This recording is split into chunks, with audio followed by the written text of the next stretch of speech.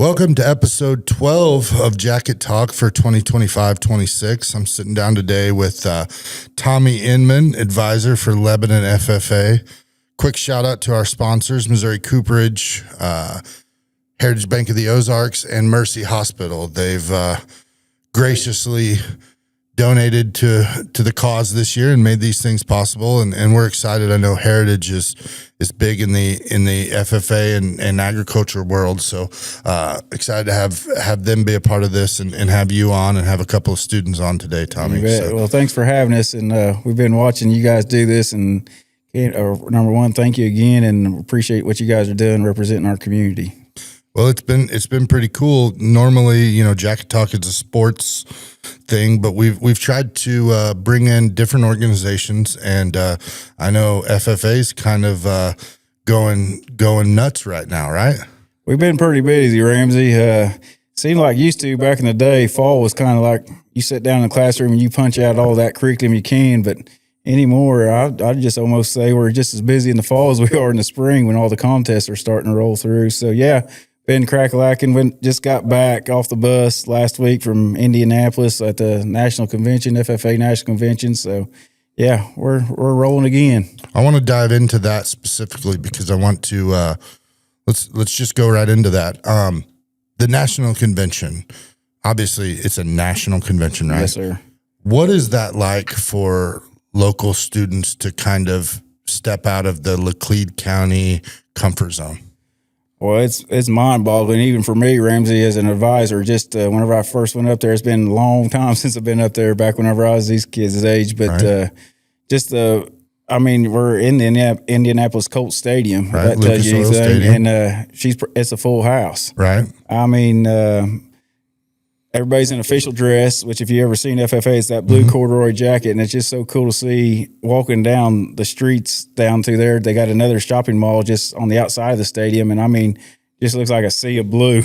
Right. And you're sitting back there, playing cowboy, trying to keep your herd going in the right way and making sure they ain't getting lost with other blue corduroy jackets. But it's pretty fun, and it's just an eye-opener for not only me as an advisor, but for the students as well, that, hey, look, what they've been preaching out down here in Lebanon, Missouri is not only here, but it's going all over the states. Right. So it's pretty cool. Would you rather herd cow or students?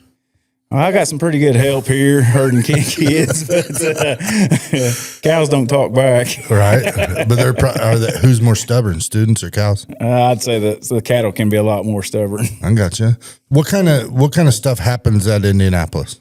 Yeah, so there's conventions going on through up there. We get up there on Wednesday morning and we stay till Saturday.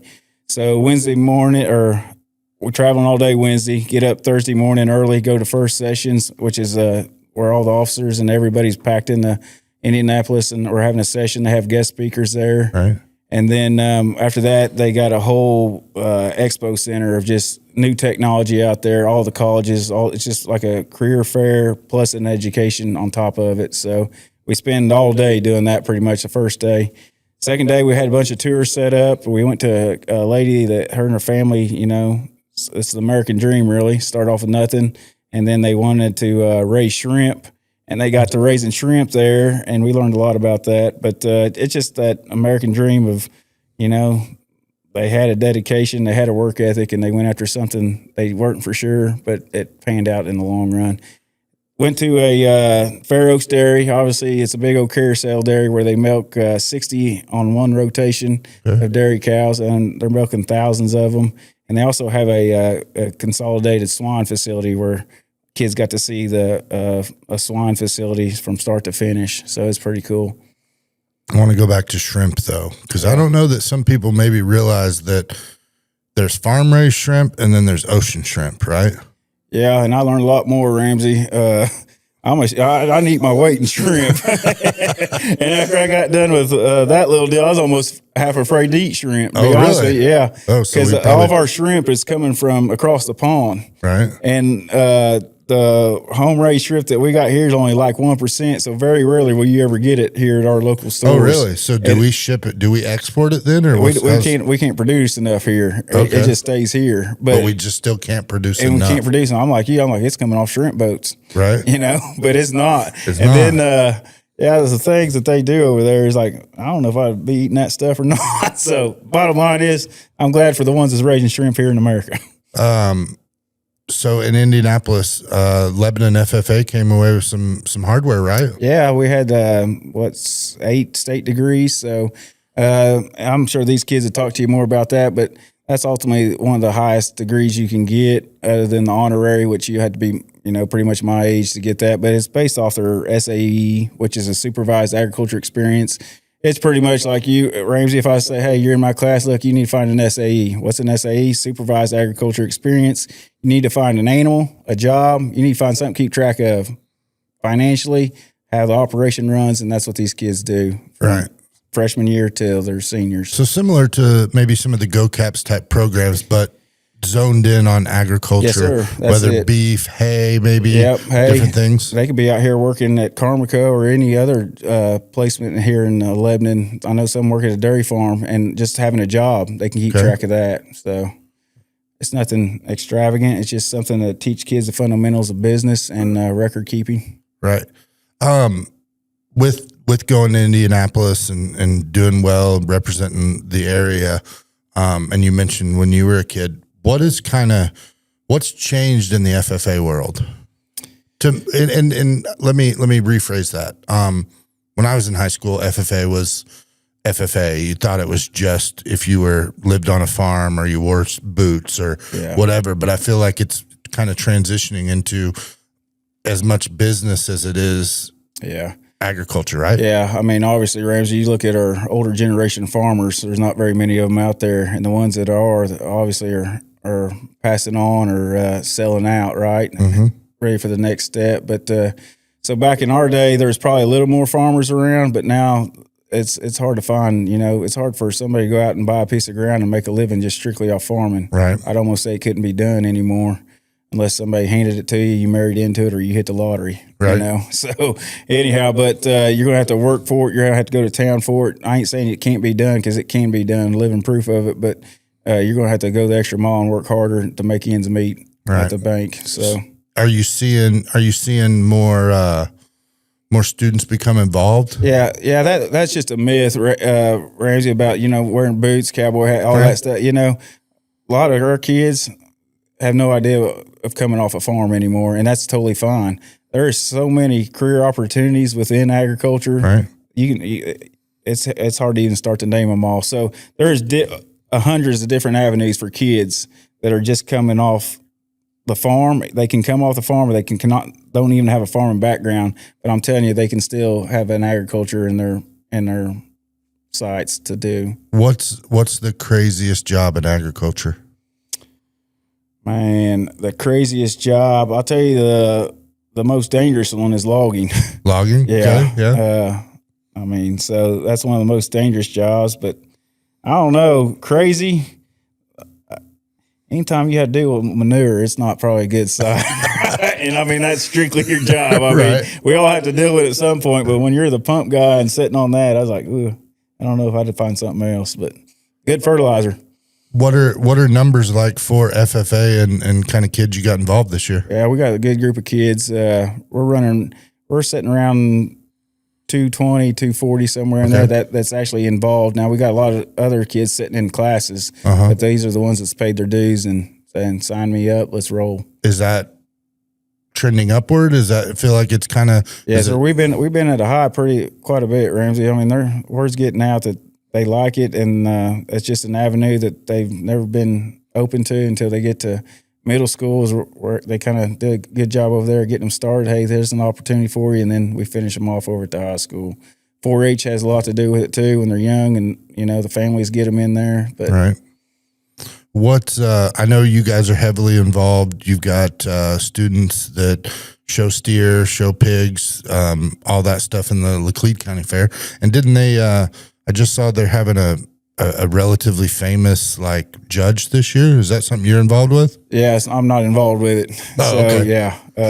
Not involved with it. But yeah, kids have been showing steers, market hogs, market lambs ever since we was in school. So, and it just gives them a real life perspective on what it's like in the real world.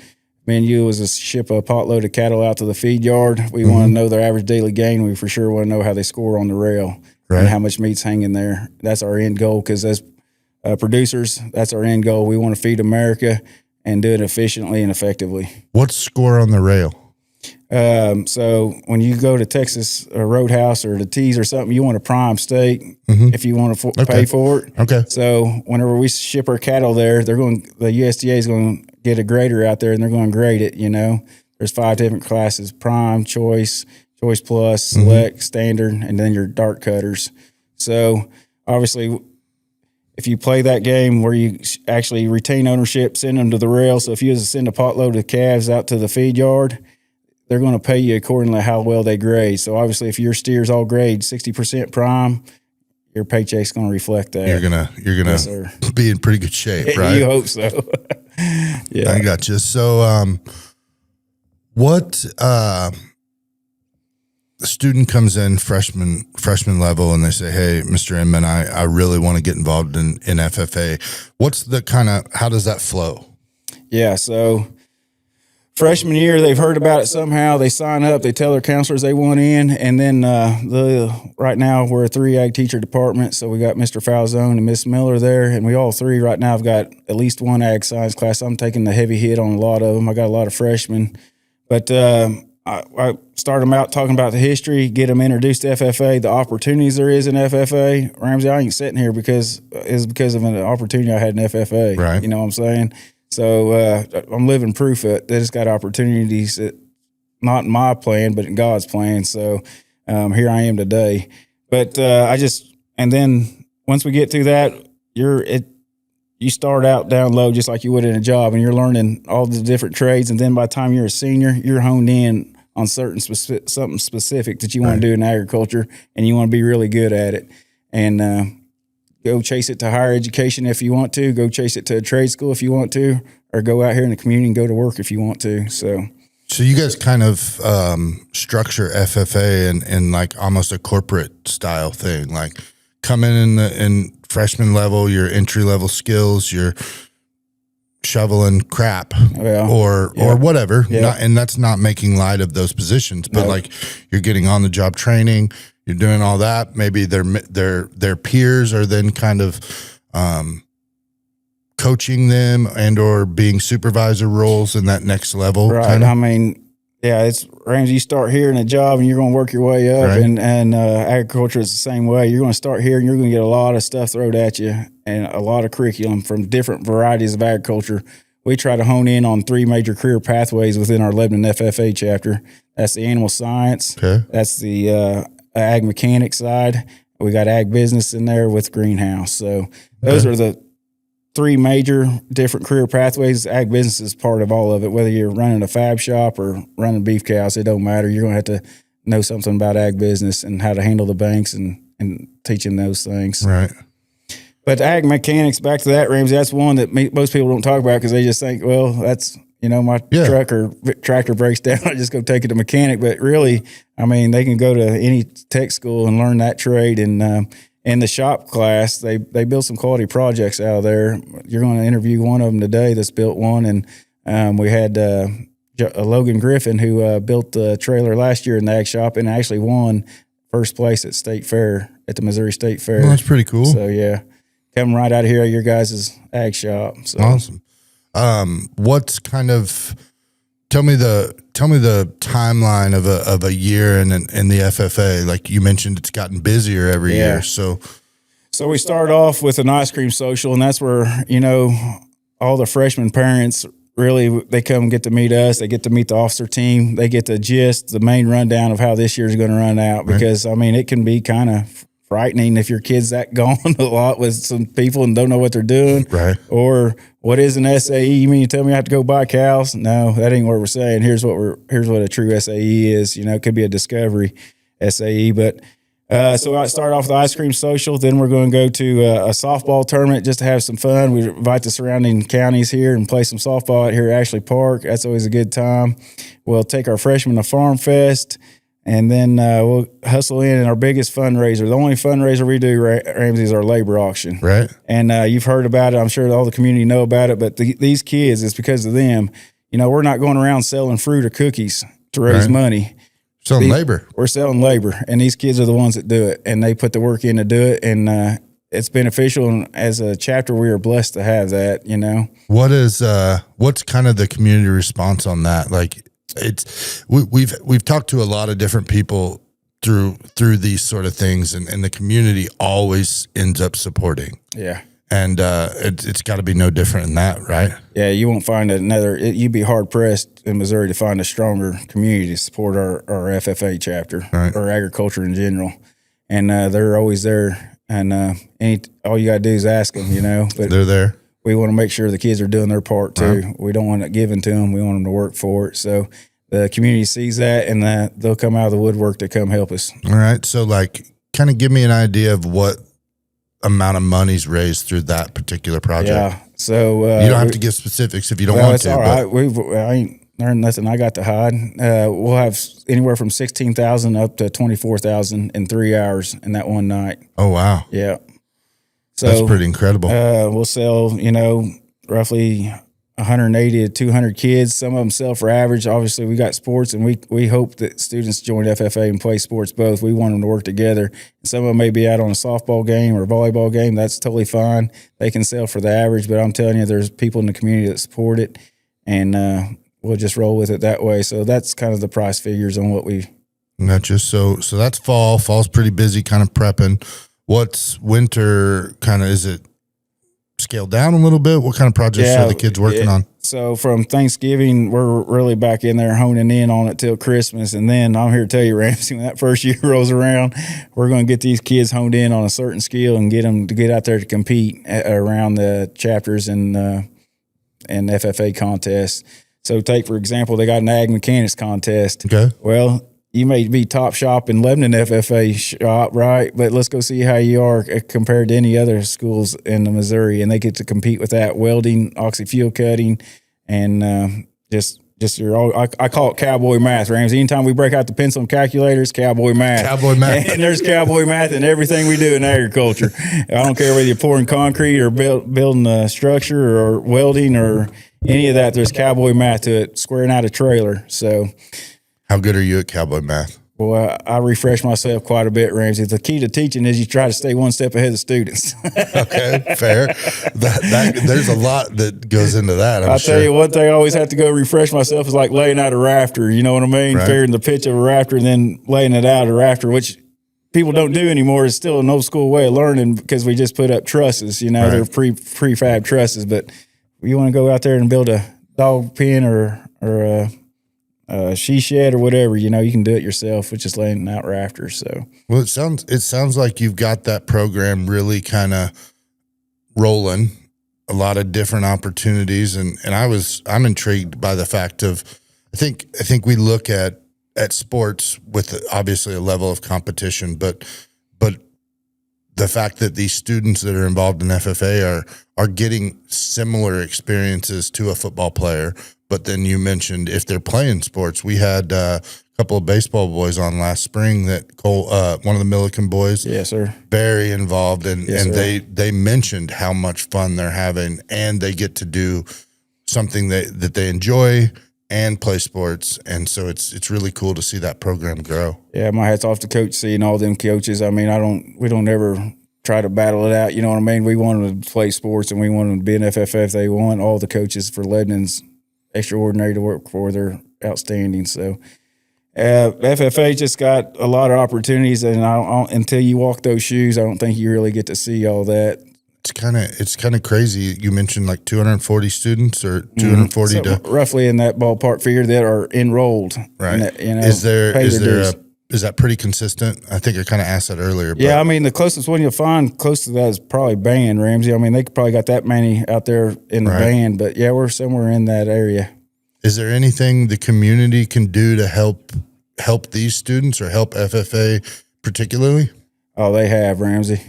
They have, and they don't bat an eye when you ask them. And like I said, and I meant it, you'll be hard pressed to find another community in the state of Missouri that supports these kiddos like our community does. Did you see yourself? Was this always the where'd the train go off the tracks to get back on the tracks? Never. To answer your question, Ramsey, never, ever did I expect to be sitting here doing what I'm doing now and interviewing with you from what the good Lord's put in front of me. Where did it maybe get back on the tracks? I might say is, Ramsey, I was pouring concrete out there in front of the school. Those black and gold speed bumps that everybody really are a big fan of. Yeah, that's so anyhow, that's where it started. And Mr. Evans pulled me over and was like, Tom, you ever thought about teaching now? He's like, yeah, no, I'm not interested. 3 times he asked me. I was married to my wife at the time, Mrs. Inman, which teaches the 1st grade. Yeah. I always laugh because I say she starts them, I finish them. You know what I mean? But anyhow, she blames me for the finishing. I blame her for the start. No, I'm just kidding. But I asked her, she's like, Tom, you're going to wish you had it one day because it's going to be a lot easier on your back. And I got to think about it, prayed about it, and the Lord's got me here now. So, one question before we go. I've as long as I've known you and known Inman family members, do you guys ever not smile? Oh, yeah. Yeah, catch us when a piece of equipment's broke down, Ramsey. Your sister Michelle, every Inman that I've ever known, walking through August 2-a-days in football, and you walk through that door just a smiling. Yeah, look at it, it's right there. We probably ain't happy to be there, but hey, look, I'm here to tell you, Ramsey, you ought to take every day and enjoy it, man. We ain't guaranteed tomorrow, amen. Yeah, well, I sure appreciate you and what you're doing for these kids and seeing the program grow. I know sharing the news from the award winners last week and just watching the outpouring of support for people and the things that are happening here. And I'm always a fan of that. What we're doing in Laclede County is touching everywhere. We're not, I think that's where we're moving in a world of, when you and I were kids, or at least it felt like we were pretty secluded. We didn't reach out and have an umbrella or a platform now, but seeing teachers like you and educators and administration embrace the growth that's happening and the possibilities and opportunities in education or sports or choir or band. That's kind of why we're doing what we're doing, is just to really be able to highlight these programs and these kids in particular and show them that there are different opportunities. That's right. I'm always a fan of, it seems like a lot of walls, and we alluded to it a little bit earlier, but it feels like the stereotypes of FFA aren't what they used to be, or band, and the band kids even talked about that. So it's cool to see you guys supporting them, and looking forward to more Indianapolis trips and more sit downs like this. Yeah, appreciate it, Ramsey, and appreciate what you guys are doing. And yeah, by far, Ramsey, I've had several different jobs in my lifetime before I started teaching at a later age, but by far this is the hardest because you want to make that difference in the community. Make an impact. And it wears on you. And you ought to have those teachers in your prayers every night, and the coaches, because they're out there struggling, whether it's kids' home life, whatever it may be. It's a hard cookie to crack on some of them, but we're out there trying to make a difference, and we don't always get to see it. It's an invisible weight. Yeah, I think a lot. That's right. That's a good way of putting it. We've heard it from coaches and other educators and sponsors of programs and different things, but it really is cool to see the follow through and the perseverance and the change that's happening in all of these programs, and the inclusivity that's happening. I think is a good way to maybe do it, because again, FFA is not just the guys that drive the trucks and the girls that ride horses or whatever. Right. It's an outlet for many different things. So, and I appreciate it. And we do got a good program, Ramsey, and I'm humble, and I promise you, I'm just get to partake of it for just this little time, but it started off with a good program too, with our advisors that we had there at Lebanon way back in the day. It started there. So was it Mr. Davis? Mr. Davis and Mr. Lauer. Right. So, well, anyhow, I'm just trying to do my best to try to keep it rolling. How long have you been doing it now? Going on 13. 13. So, yeah. Pretty crazy, huh? Yeah. It's like 13 quick years, right? Sometimes they're quick. Yeah. Well, Tommy, I appreciate you coming in. And again, we appreciate our sponsors who make this happen. Heritage Bank of the Ozarks, Missouri Cooperage, and Mercy Hospital. Excited to have what students we have today? You're going to have Dakota Roach and Miss M.O. Quinn. So Dakota Roach and M.O. Quinn. We're going to sit down and put them through the ringer, and I've got some fun questions. I saw something at LTCC Jamboree last week, and I've watched my dad do it. I've never got to experience it, but I'm going to ask those kids what their favorite part of that is. So again, Tommy, thanks for sitting down. Look forward to seeing what you guys do the rest of the year. Appreciate the opportunity. Thank you guys, and keep up the good work for what you're doing for our community. We're fortunate to be able to do it. So commercial break, and we'll be right back.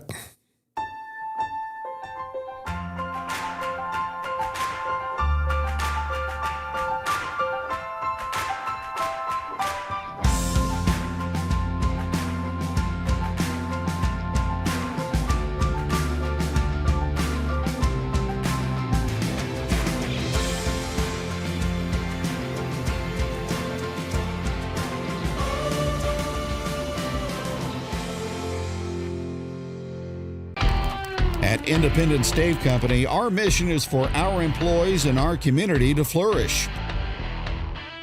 That means supporting Lebanon's people, businesses, and schools today and always. We're proud to call Lebanon home, and we're here to support our hometown every play, every game, and every season. Missouri Cooperage, where community and teamwork always win. Go Yellow Jackets! Whenever I was here, this was all metal fence. The heart of LHS was family. The best tradition that I can think of with marching band was the marching competitions. Oh yeah, I remember these green shirts.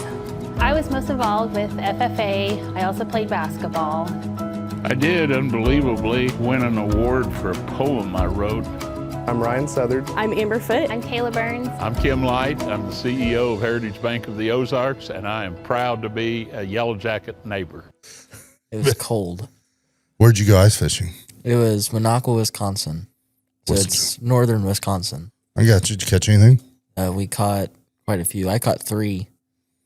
Got 3? What do you catch when you go ice fishing? So, well, I actually caught more than 3 if we count the little baby perch that we caught. Okay. But I caught a good size northern pike. I caught a largemouth bass. And then we caught a bunch of yellow perch. But I was sitting in an ice hut with a camera down in the water. Okay. So you're cheating. Yeah, pretty well. Basically. Yeah. I had this camera down in the water, and I'd watch my lure, and I'd just sit there and pop it up in front of the fish, and they just come up right up to it. So is ice fishing like, I think it was grumpy old men. They were Yeah. ice. Is it like score ice fishing compared to what you see in grumpy old men? Somewhat. Yeah. They didn't have cheating cameras and GPS and a cell phone that you could like figure it out. But were you the person that like drilled the hole? How big was the hole? So we have an 8-inch auger. Okay. And it's electric auger. Oh. We just like put it down to the ice and hit the button, and it just drills our hole for us. Could you have done it without the auger? It's terrible. We have a hand auger, and it sucks. You want no part of it? I got you. So he's an ice fisherman one time a year, every few years. So he's not really even an ice fisherman, I guess. I went 2 years in a row now. Oh, 2 years. Yeah. Proud of you. What do you do, Emma? I play softball. Okay. And show pigs, raise cattle. Okay. Do homework. Do homework? Much homework? Do we even have homework anymore? Yes. Are you sure? Promise. Okay, I'll believe you. I have like 30 pages of notes I have to do like all the time. Gotcha. So we'll get into it, but Mr. Inman sat down with us and he said is it swine? Mm-hmm. Were we supposed to say swine or can we say pigs? I say pigs. You say pigs? Yeah. So we don't have to be formal in this? No. All right. Welcome back to Jacket Talk, episode 12. These guys didn't know we were recording. We like to play that little game. But I'm Ramsey. I'm sitting down today with Emma Quinn and Dakota Roach of Lebanon FFA. Quick shout out to our sponsors who make this possible. Heritage Bank of the Ozarks, Mercy Hospital here in Lebanon, and Missouri Cooperage. They dove in and were quick to say yes when we got to tell them about our plans for Jacket Talk and what we're doing. Normally sports, but today we're We're talking to FFA, and I'm excited. Mr. Inman, or I'm still not really understanding how we just get to call teachers by their first name as much anymore. But you said Tom, Mr. Inman. We got to have some fun with him, and now I'm getting to talk to you guys. And I was going to save this question for last, but I want to start because at the Jamboree week before last, it was all about hands-on work. There was welding. There were some other things.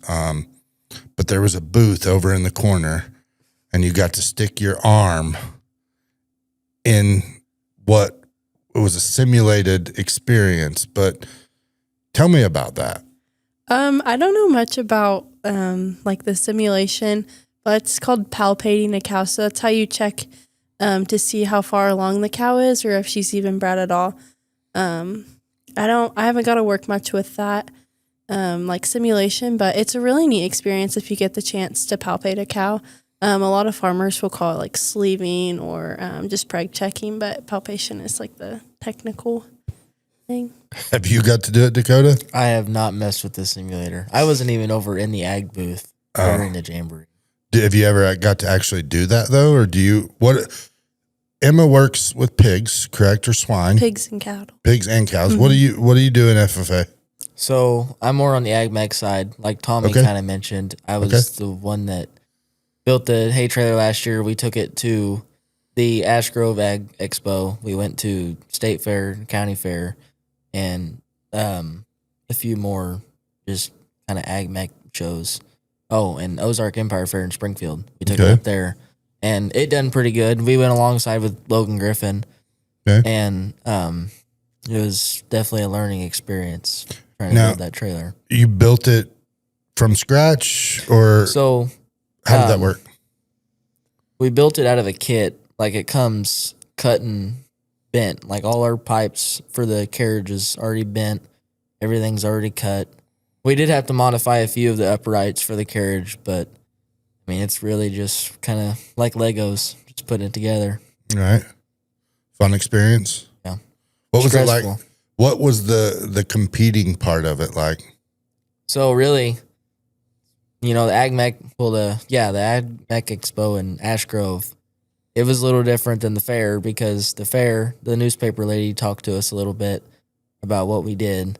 Mm-hmm. And then for the Ag Mech Expo in Ash Grove, we actually had a judge walk around. We had to tell him what we went through, how it went, what materials we put into it, what we used wire-wise on the MIG welder, like everything we used, our gas we used for the MIG welder, and like all our consumables we've used, and like what we went through, how we built it, how we knew how to build it, if we used blueprints, if we didn't, like just kind of what it all took to build it. So you wrote a book report for the trailer. Is that a fair thing? Pretty well, yeah. I gotcha. And you handle it pretty well? Did you enjoy that aspect of what you had to do, or was it you probably enjoyed building it more than you did talking about building it, right? Or yeah, I don't know. I think it was kind of fun talking about it because you kind of get a look and be like, yeah, I did build that. It kind of hard work pays off. You put in the hard work. We built it in 3 months. I mean, we downright got with it in Tom's shop nights, but I actually built it for her dad. Okay. And he'd come in sometimes and helped us with it, and it was definitely an experience. I know that. All right. So Dakota's building trailers. What kind of FFA activities are you doing, or what was your project? So my SAE project, I get to help my dad raise and run our cow-calf operation. Okay. So that's really cool. Up until about a year ago, I ran our mainstream breeding bull, and he's a Hereford. And then we got 2 more bulls, so Samson, our Hereford's gonna have to go. But yeah, so I own him, and then a calf, or not a calf, a calf, but a cow too. So I get that income, and then I also calves are cows too. Yeah. Okay. Well, yeah. I also currently have some butcher pigs that we're kind of selling to our neighbors. So after I sold my fair pig, my dad's like, pull this much money out. This is going to be for our pigs. Well, now they're my pigs. It's really neat. But I also show pigs, and I loved it. So Educate me, because I hear it on the radio. What exactly is a cow-calf pair? Is it as simple as it's a mama and a calf? Like mom and a baby. And what's the reasoning behind keeping them together? Or what would why would you buy a pair instead of just buying a cow here and a cow there? Here a cow, everywhere a cow. So it kind of just depends when you buy them. But so a cow-calf, like you keep them together until that calf is big enough to wean off of the mom, because of her milk will give it like its nutrients to grow. And then they can, like, we grain our calves, but also you want to like pull them off their milk at a certain time, so that cow doesn't dry up on the calf. I don't really know like why you would buy cow-calf pair. My dad kind of just buys the cows. You just say, Dad, do your thing, and then I'll help. Mm-hmm. I gotcha. I want to get a little personal here. Okay. We ask a football player what it was like having his dad as coach. What's it like having mom as a principal? I love it. Really? Honest to goodness, I love it. Really, like, I don't get to see her as much this year since I'm not really at school. Like, I'm in Go Caps in the morning, and then I'm down in the tech center the rest of the day. So I don't get to be up there as much, but like I'll go in there periodically and just like sit in there and just be able to talk to her. Like with her job, she's gone a lot for like supervision and stuff. So our like family bonding time is going with her. Because if we don't go with her, then like we don't really get to see her a lot. But it's amazing. We love it. Well, cool. Dakota, you build trailers. We talked about that. What else you into? So I actually, Tommy, I can really thank him a lot for this, but we went to go get parts for his stock trailer one day. Okay. We walked into Westgate Trailer here in town. And we was standing there at the shelf buying his shackles for his trailer. Okay. And I really can't thank Tommy enough for this, but Tommy did get me a job that day. He might not say that he got me that job, but he's the one that drove me there on the school bus to get that parts for his trailer. How did we forget the part that he's a bus driver too? Yeah. We didn't talk. So he's driving the bus. They all do. Tommy drives a bus. Haley drives a bus. Caleb's working on his. So then it's just efficiency. Yep. Like, you guys need to go somewhere. You don't have to worry about getting Fire a bus up the yellow driver. fella and hit the road. I think technically we have our own like bus. Oh, you have your own FFA bus? Yeah, it's I gotcha. not. So you're working there. What are you doing there?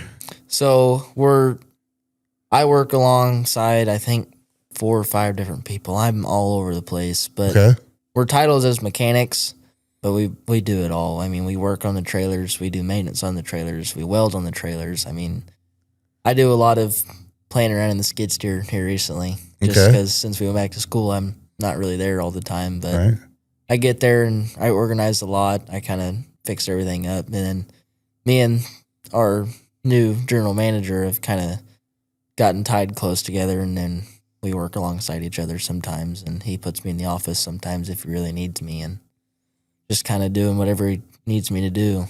How is what you're learning in FFA or in school in general kind of transitioning in that real world experience? Because we see the Go Caps, you mentioned you're in it, and like you get real world experience, but you're kind of taking it a step further and you're actually getting paid. So kind of what's that like? What are you learning, or what are you, maybe something that Tommy taught you that you've experienced in a job? So like Tom, if you go through his ag mech side, I know it was a lot different for me when I went through it than it is kind of now. I'm in his senior class, so we'd work on projects, and then at the end of the day, I leave for 4th block and go to work for ag co-op. But my junior year was ag mech, so we went through, we built stuff, we ran through small gas engines, we completely tore down the lawnmower engine, built it back up, and hope it ran. Did it? So, yeah. Mine did after having to adjust the valves and redo the timing and everything else. But You got it there. yeah, All that matters is it ran. yep. You mentioned your softball, right? What else? What other kind of fun activities you do? Not much. It's about FFA and softball. It's really about it. Work. Right. Yeah. How's that? It's not bad. Gotcha. How many hours a week you work? Not a lot. It's hard. I work at Sonic, so Okay. yeah, it's hard to get hours right now because in the winter things really slow down. And so, Did you guys get mozzarella sticks back? They were gone. They were, Yeah. It's a Really? bad deal. Yeah. when? That's a tragedy.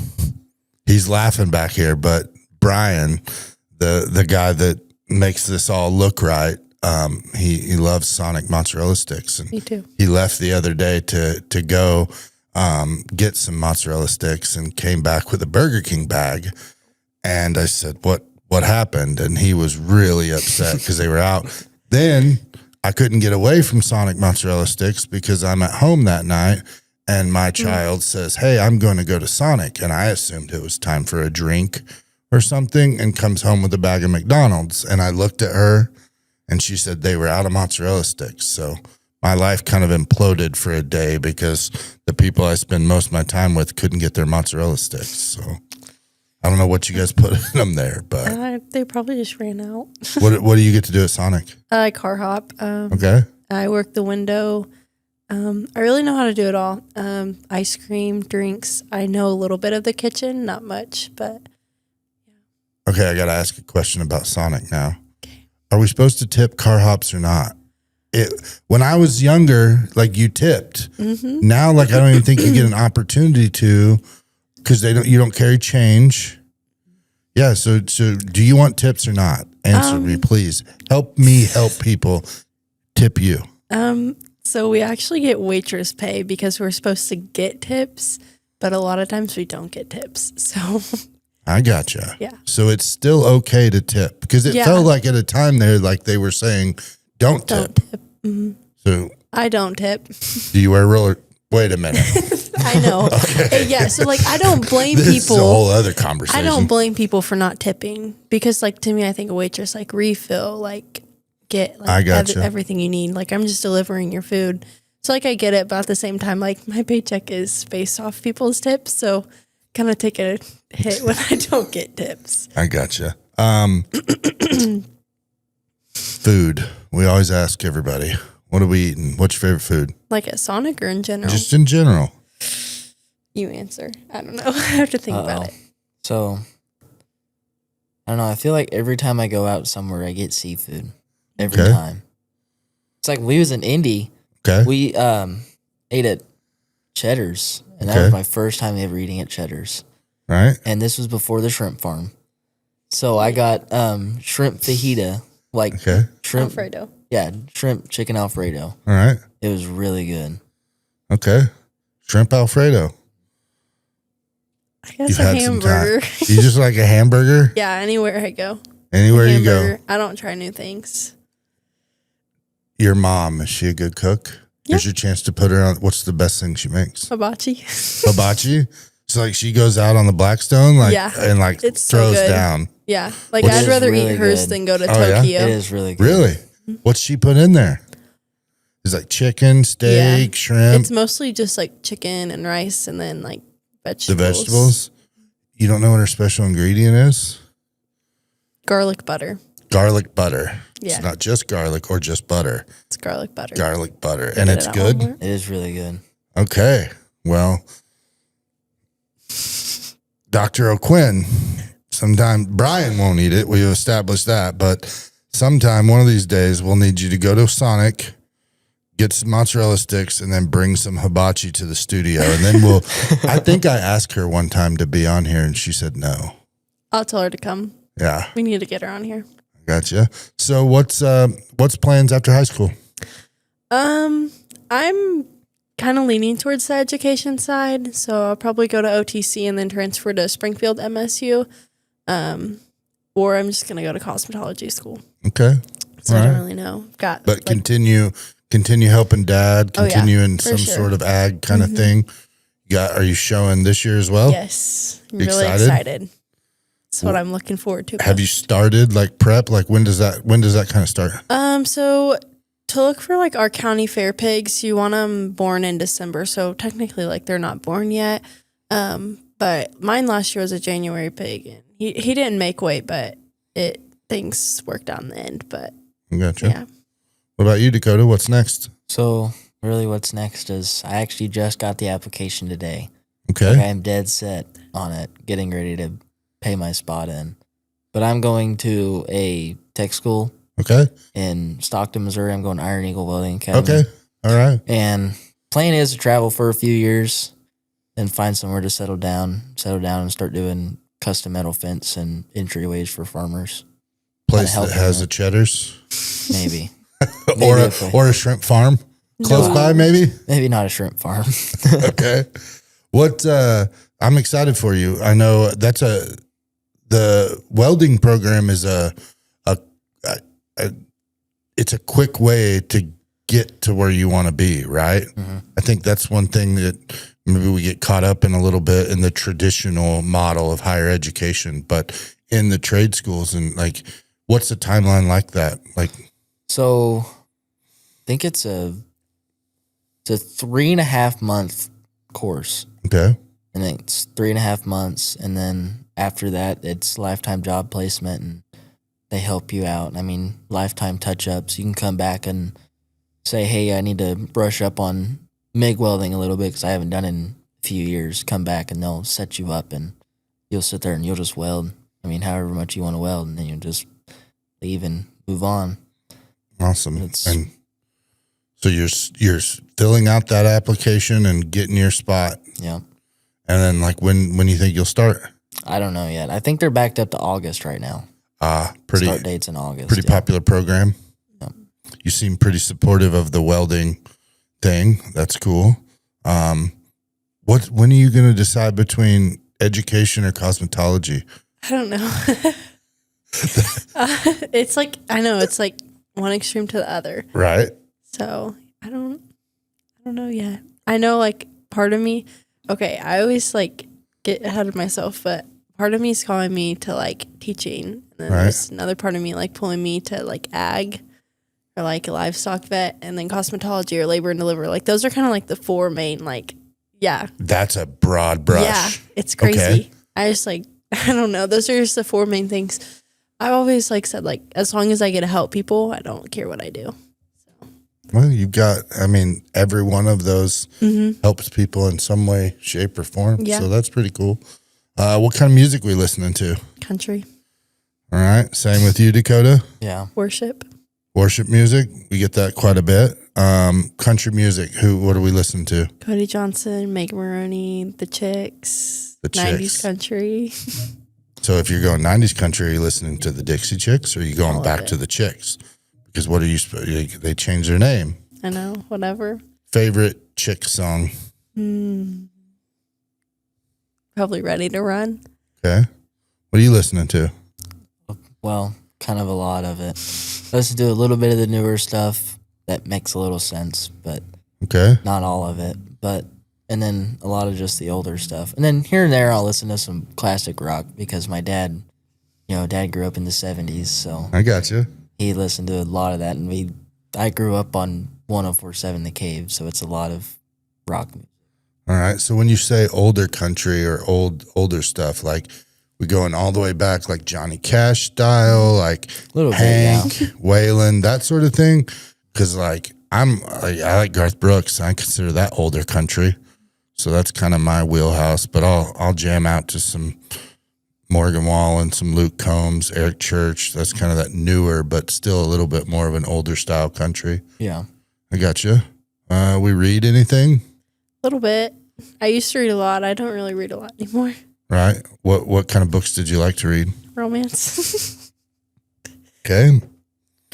You a reader, Dakota? I'll be honest with you, I haven't read a book since freshman year. Attaboy. Yeah, no time for reading. Yeah.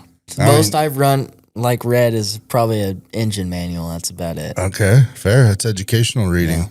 Yeah. That's allowed. I'm trying to get back into it, but it's not reading, it's listening. I'll do some audiobooks. A lot of more people are doing audiobooks than grabbing a book. I think it counts. Yeah. Yeah. It all counts. We figure out a way to make it count. Anybody you guys want to shout out before we get off here? This is your chance. I told you earlier, you get a chance to thank somebody or look at the camera and talk. So that camera right there, you get your opportunity. About like anything? I mean, whoever you feel compelled to thank for all the things they do for you or the impact they've made in your life, or mom and dad, or, just any opportunity to say thank you and kind of acknowledge some of the folks that have made things possible for you. Well, first, obviously, like God, because we wouldn't be here without him. But kind of on the ag side, just my dad. Without him, I wouldn't know anything that I know. I still have a lot to learn. But he provides a lot of the opportunity, and he sacrificed a lot for me to be here and be able to have the opportunities that he necessarily didn't get to have. And then my mom, she's taught me everything I know about life. She goes through a lot of things with her job. It's a very stressful job, and she does an amazing job, in my opinion, keeping work life and home life separate, and being able to be a mother, but also being able to be like that educator that I need. And then obviously Haley, Tom, and Caleb. Caleb came in last year at kind of like a weird time. It's like middle of the year. And so I haven't got like necessarily the opportunity to know him like I have for Tom and Haley, because I've had them for 3 years and I've only had him for like a year and a half.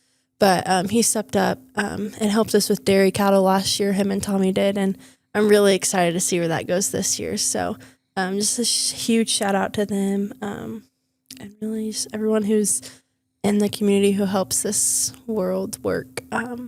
Because like Tommy said earlier, like if without our community, we wouldn't be the program that we are. Awesome. Dakota? Oh, probably my parents, and then our ag teachers.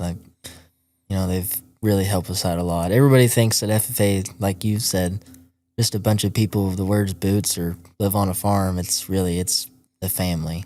I mean, there's a lot that goes into FFA. It's not just a bunch of farm kids. There's people that's never even seen a farm before joining FFA, and it's one of them things. It's kind of crazy how everybody's just coming together and making it one. But yeah, my parents, ag teachers, our community, helping us out, making everything happen. Awesome. One last question. Somebody watching this, a parent, a student, middle school, somebody that's a little curious about FFA, what would you tell them is probably the coolest thing, or maybe something they didn't expect that you've learned, or an opportunity you've gotten? I don't know. Like, it's all like twists and turns. Like, you never know what you're going to get the next day. You might be in a classroom. You might be out at the barn. We have a lot of opportunities. Just be able to take that opportunity, and everyone says to get involved, but like seriously get involved, because it goes by so quick. You're also never in school, so that's a great plus. That is a good one. But we you're are not out of school quite a bit. But you're not just like out of school. You're actually learning. So right, hands-on. Yeah, doing different things. Dakota, anything Well, you'd tell a young Dakota? So, I would just say get out there, explore. I mean, FFA got me my job pretty well. I mean, I can't thank Tommy enough. But, just get out there, get involved. You can look at the livestock side. You can look at the vet side. I mean, you can look at the mechanic side of it. I mean, there's 3 different pathways for you to go. I mean, pick what you want to do and stick with it, or veer off and go somewhere else. I mean, it's whatever you want to do. And if you don't make it, it's kind of your own fault. I think a theme, you mentioned it, Tommy mentioned it, you mentioned it, that opportunity, and it's kind of endless within that FFA, and there's opportunities for everyone to be in it. So again, just machine gun of opportunities maybe is the word, and kind of a cool program. So guys, we really appreciate it. We're excited for you. It's fun to dive in a little deeper into something that hopefully is getting a bigger platform, and I know it's been really cool to see grow. So thank you guys. Thank you for having us. Glad to do it. We always end these with Go Jackets. So on 3, I need you to say Go Jackets. Okay. 1, 2, 3. Go Jackets. All right. Dakota, Emma, thank you guys both. Yeah. Thank you guys for tuning in to Jacket Talk this week. Special shout out to our sponsors, Heritage Bank of the Ozarks, Mercy Hospital Lebanon, and Missouri Cooperage. Be sure to tune in tomorrow. We got a special Jacket Talk and maybe a little trip down memory lane again this week for you. So excited for that, and appreciate everybody who makes this possible. Thank you. It wasn't too bad, was it? No.